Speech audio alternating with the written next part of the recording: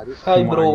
பார்த்தீங்கன்னா இந்த ஈவெண்ட்டில் இறங்கினோன்னா லேட் லேண்டிங் நாங்கள் டீமெட்டு சொன்னாப்புல லேட் லேண்டிங் இறங்கினது அப்படின்னு பார்த்தா கன் ஒன்று இருந்து எடுத்தோன்னே ரெஸ்ட் பண்ண தயாரான ஒருத்தனை அடிச்சிட்டேன்.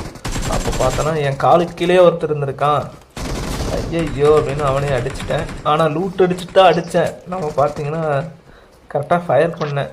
வெஸ்ட்டும் இல்லை, ஹெல்மெட்டும் இல்லை, ஆனால் கன்னுலேயும் புல்லட் இல்லை.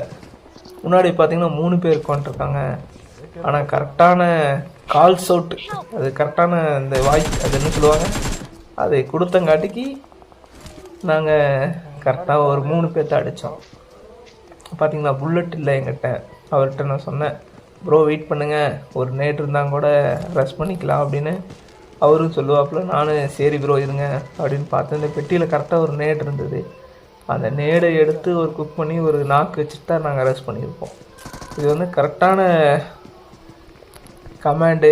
Calls out. அவசரப்படாமல் நான் ஏறலை நீங்கள் ஏறலை அப்படின்னு அவசரப்படாமல் ஏறினேன்.